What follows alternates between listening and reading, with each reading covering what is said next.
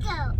Good morning, brothers and sisters. This is Brother G, and I'm here with my lovely wife and the little one. You know her. And me and my wife went to what do you call it, baby? A marriage seminar. A church had called CPR, and I learned some things. I learned some things about me. Now, I had some preconceived ideas. I think me and my wife both had some preconceived ideas. Yeah. One thing I learned from this is that this is, and you have to make up in your mind, this is what it is. This is a partnership from God. See, if you truly believe that God put you together for a purpose, not for just companionship, not just for hanging out, but for a purpose, devil is going to come against you in all type of ways. And that's why a lot of marriages in the church end in divorce. You can hear my little one back there. But the thing is this: there are ways to combat the devil in your relationship. First, you have to be on one accord. And what I mean on one accord is you have to have a mindset that no matter what comes, what may, that the devil's not going to break y'all apart. And I know sometimes it's hard. Lord knows I know sometimes it's hard. But you have to have that conviction. You see, because the devil will come in and destroy what God tried to put together.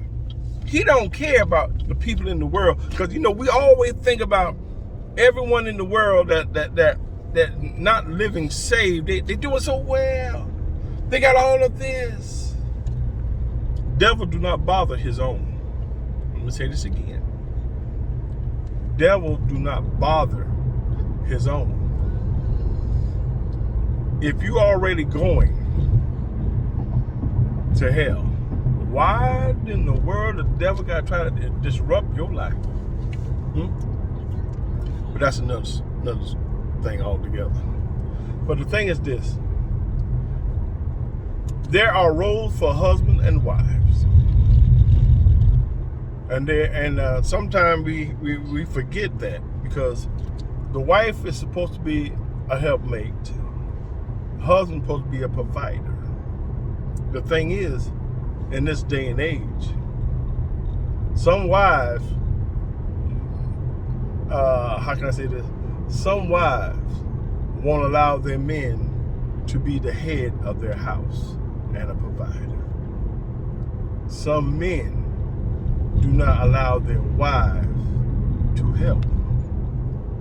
Think about it. And what I mean, I'm not talking about in a slave way, because I found this about my wife, and I found out the hard way. Some things that she say or have said, and I thought, oh, she just talking. She was right. I had to admit that. And I'm pretty sure some things that, if she would admit it, some things that I have suggested that we should be doing, and after being the lead of the house, in time she figured out that that's probably what we should have been doing. It is a partnership. It's not a one-on-one thing. You cannot go into a marriage thinking that it's going to be all your way or all her way, because that's not going to work. Partnership. And you have to get in your mind that it's a lifelong partnership. And you can't, this one thing that the pastor told me or said to us in the group that hits me. You must be willing to forgive. Let me say it again. You must be willing to forgive. So many times we hold grudges that the husband did this or the wife did that. We hold grudges for a long time. God not pleased with that. Yeah, I said it. God not pleased with that. And sometimes I am. I have done some things like that in the past, and I'm not proud of it. And I have learned that if there is a disagreement, to go to that person and ask for forgiveness. Because what if you die in this in that state? Some of us like to get mad, and we stay mad at each other for days. Don't speak, don't do nothing. What if you die in that state of mind?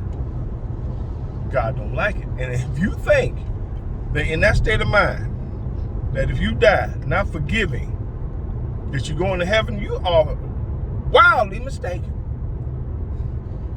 Another thing that pointed me that, yes, this is my wife, but she also my sister in the Lord. I am her brother in the Lord.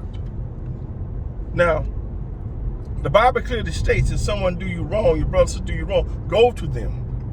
Or if you do the wrong, go to them and ask for forgiveness. See, we forget, because some people forget, and I'm guilty of this, that when we are married, I never thought of her as being my sister in the Lord. I think of her as my wife.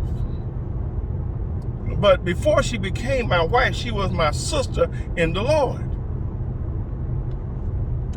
That's how we should treat our spouses. Remember, they are brothers and sisters in the Lord, and Lord do not like when you treat his child wrong. That's right, his child wrong. Think about it. Your wife, your husband is a child of God.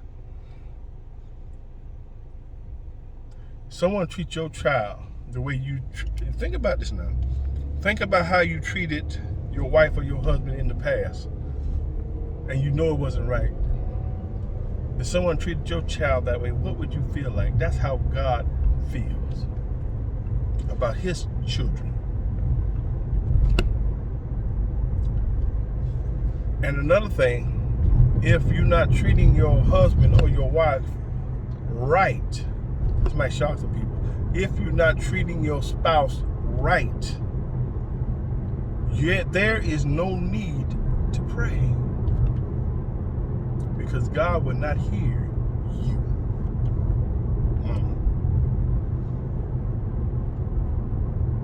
There, the passage in the Bible say, if a husband don't treat his wife right, that God won't hear the prayer. That go for the wives too.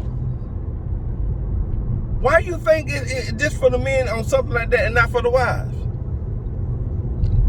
Because the wife is his child, the husband is his child.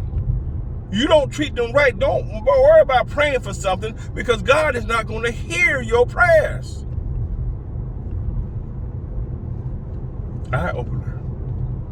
Maybe some eye opener to some of y'all, but that's what it is.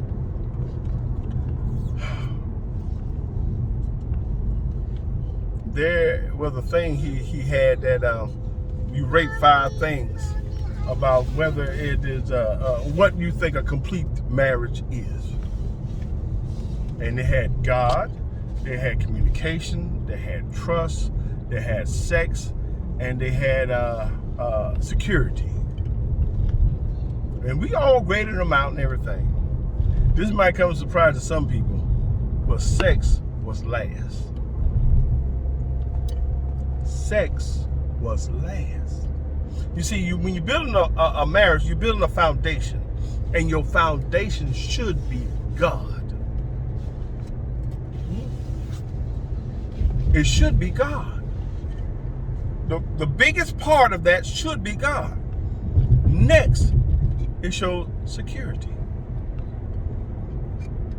Your wife, this is the husband, your wife have to feel secure. Have to know that you will take care of them.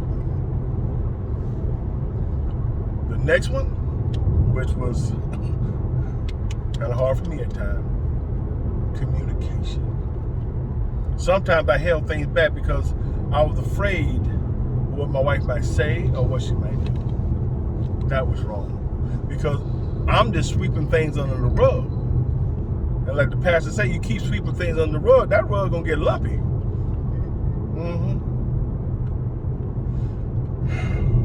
So you have to communicate. Me and my wife are learning to communicate better.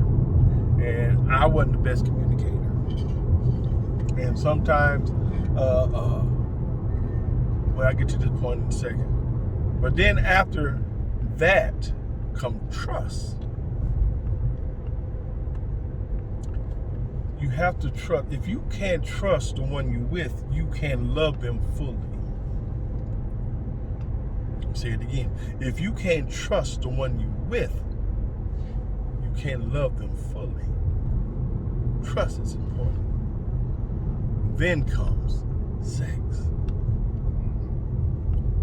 Now, some people build their foundation upon sex.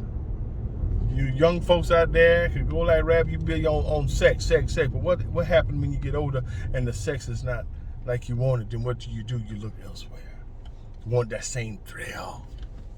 But if you got your foundation in God, if you got your foundation in God, whoo, that will keep you on the straight and narrow, because the Holy Spirit will convict you so much you can't even sleep. I'm telling you. You have to forgive. You have to give time to each other. Now, I know we come from two people getting married and everything, and this was hard for me. I ain't gonna deny it. This is hard for me, that I was set in my ways. I come home, I do this, I do this, I do it. And I hate to say it, but I neglected my wife on many occasions. She never asked for much. And it took me a while and a lot of pain and frustration on my part to realize that I love this woman. I would die for this woman. I will hurt people because of this woman. Don't get it twisted. But I have to do my part to make her feel secure, having a foundation for God for us. I have to make sure that I communicate with her. I have to make sure that all her needs are met. So I have to make sure that the things I do won't cause her to distrust me. And that goes for wives too. Marriage is a partnership. It's not something. See, I think so many days people get into marriage and say, if it don't work out, I get a divorce. That's the wrong mindset right there. Because right then you're thinking about a way out. If it don't go like it's supposed to go. Marriage is hard, people. Hard. You don't get no vacation. You don't get no off days. You're there every day, 365 days a year. I don't care how many years there are. You become friends with your wife, your husband. That's what God wanted to do. It is a partnership. I know this ain't probably the message some people want to hear, but I just had to say it. I have not always and will not always be perfect. But I'm striving to be the best husband I can for this lady, my wife, every day. Yes, we had some bumps in the road. Yes, I hurt her, she hurt me on certain things. But the devil ain't gonna tear us apart. I'm not gonna allow it.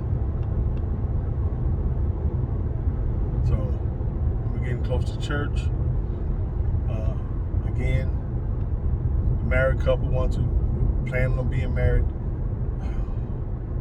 Cherish that. Don't let nobody come in and tear it apart. The devil will use your family, your friends, your co-worker, anybody to tear it apart. And most people talking against your marriage either don't want you married or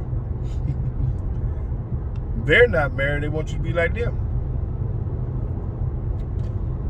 They envious of you, because if you got a good man and good woman, cherish that good man and good woman. Like the pastor said, one man trash another man's treasure. And like the prophet said that if you don't treat your spouse right, don't be surprised that God take you out the way and put somebody there that will. Point blank. I know I got a good woman over here. I know it. And I have to treat her right, or God gonna replace me with somebody else. That ain't gonna happen. Again, this is Brother G, my lovely wife Mary, and the little one in the back, saying God bless and be blessed.